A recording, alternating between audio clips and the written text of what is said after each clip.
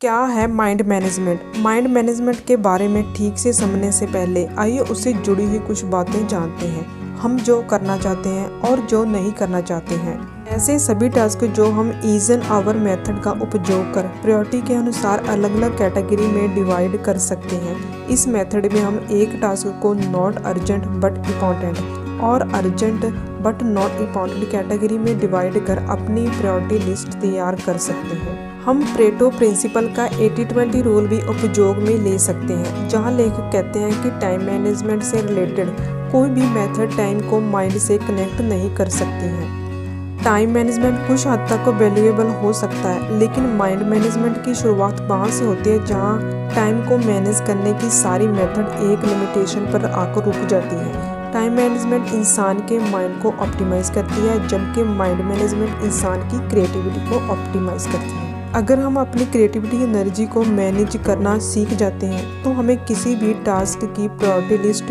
या to do list की ज़रूरत नहीं पड़ती है। लेकिन माइंड को मैनेज करना रेगुलर प्रैक्टिस से ही पॉसिबल हो पाता है, एक प्रयोग करने जैसा है। जब आप किसी प्रोडक्टिव टास्क करने को तैयार होते हैं तो पहले खुद से पूछें, मैं इस वक्त किस काम करने के मूड में हूँ। फिर खुद से दूसरा सवाल पूछें कि मुझे ऐसा क्या करने की ज़रूरत है जो मेरे मूड के साथ फिट हो सके। हम में से कई लोग टू डू लिस्ट बनाते हैं और खुद को उस लिस्ट में फिट होने के लिए फोर्स करते रहते हैं। कई बार हमारे पास उस टू डू लिस्ट को टास्क करने के लिए समय तो होता है, लेकिन एनर्जी नहीं होती है। ऐसे में उस टास्क को पूरा करना किसी पहाड़ को तोड़ने जैसा काम लगने लगता है। लेकिन जैसे ही हमारा माइंड उस टास्क को करने के लिए अलाइन हो जाता है, हमारा मूड उस टास्क को करने के लिए बन जाता है। सब कुछ एक फ्लो में होने लगता है और हम उस काम को बड़ी आसानी से कर लेते हैं। ऐसा कमाल माइंड को मैनेज करने पर ही हो पाता है। कई बार ऐसा होता है कि कोई आसान सा काम हमें उसी वक्त करना होता है, हम उसे 1 घंटे बाद या कल पर बिल्कुल भी नहीं टाल सकते हैं। तब लेखक हमें खुद से ये सवाल करने को कहते हैं कि उस काम को करने के लिए कौन सा मूड सबसे अच्छा होगा। इसके अलावा दूसरा सवाल हमें ये पूछना चाहिए कि ऐसा पिछली बार मैंने कब महसूस किया था। ऐसा करने से हमारे मूड से जुड़ी हुई कंडीशंस रिप्लिकेट होना शुरू हो जाएगी और हम उस काम को करने का मूड बना लेंगे। ऐसा करना कॉम्प्लिकेटेड और डिफ़िकल्ट हो सकता है, लेकिन इम्पॉसिबल नहीं। ये ठीक वैसा ही है जैसे किसी गिटार को बजाने के लिए उसके तारों पर अपनी उंगलियां घुमाना। ये बातें आपको थोड़ी मुश्किल भरी लग रही होगी, लेकिन दोस्तों टेंशन की कोई बात नहीं है, क्योंकि लेखक आगे हमें मेंटल सिचुएशन को कंट्रोल करने के आसान तरीकों के बारे में बताने वाले हैं। डेविड आगे बताते हैं कि किसी काम को करने का मूड दिन में किसी एक समय में बनता है। ये बात उन्होंने अपनी पहली किताब लिखते समय महसूस की थी। डेविड ने अपने रोज़ के काम की इमेजिनरी ग्रैब बैग बना ली थी और जब भी उनका मूड बदलता वो अपने मूड के अनुसार ग्रैब बैग से निकाल कर करने लगते। उन्होंने अपने विचारों और उनकी एग्जीक्यूट करने के पीछे छुपी हुई बाउंड्रीज को भी पहचानना शुरू कर दिया था। इस तरह जब उन्हें लगता कि वो कोई बहुत बड़ा टास्क करने जा रहे हैं तो वो बड़ी आसानी से उस टास्क में छुपे हुए छोटे छोटे कामों को पहचानना सीख गए। माइंड को मैनेज करने की इस प्रोसेस के दौरान उन्होंने ये पाया कि समय की कमी होना एक बहाना होने के अलावा कुछ नहीं होता।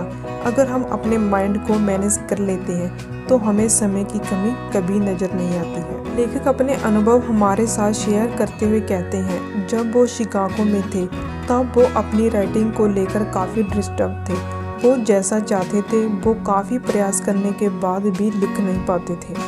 उसी दौरान उनकी नज़र लिखे कुछ पुराने आर्टिकल पर गई। वो उसे पढ़ने लगे। दोस्तों, किसी भी लेखक के लिए उसका लिखा हुआ बार बार पढ़ना दुनिया का सबसे मुश्किल काम होता है, लेकिन डेविड के उन आर्टिकल में कुछ ऐसा था जिनकी वजह से वो उसे बार बार पढ़ने की लालच छोड़ नहीं पा रहे थे। उन आर्टिकल को पढ़ने के बाद डेविड ने ये सोचा कि क्यों अब वो इतना अच्छा नहीं लिख पाते हैं। उनके अच्छे आर्टिकल में ऐसा तो क्या है जो उनके दूसरे आर्टिकल से डिफरेंट बना रहा है। काफ़ी कुछ सोचने के बाद उन्होंने एक बात नोटिस की, उनके सारे पुराने और अच्छे आर्टिकल उन्होंने तब लिखे थे जब वो किसी दूसरे शहर में रह रहे थे। तब उन्होंने अपनी पहली बुक के बारे में भी सोचना शुरू कर दिया था, जो उन्होंने किसी और शहर में रहकर लिखी थी। वो कहते हैं पहली किताब को पूरा करने के बाद उन्हें बड़ी शांति महसूस हुई थी। शांति उन्हें इसलिए महसूस हो रही थी क्योंकि उन्होंने अपना गोल अचीव कर लिया था, और डर इस बात का था कि वो भविष्य में और बुक्स लिखेंगे तो क्या उसमें भी कामयाब हो पाएंगे। जहाँ लेखक फेमस अमेरिकन पोइट माया एंजेलो की कही बात को याद करते हुए कहते हैं कि हर इंसान के अंदर छिपी हुई अनकही कहानी को शब्दों से निपटने से ज़्यादा बड़ी पीड़ा और कोई नहीं है। नटरेशन ने भी कहा कि जो इंसान अपने अंदर की परेशानियों को पहचान लेता है वो अपनी परेशानियों को सुलझाना सीख जाता है।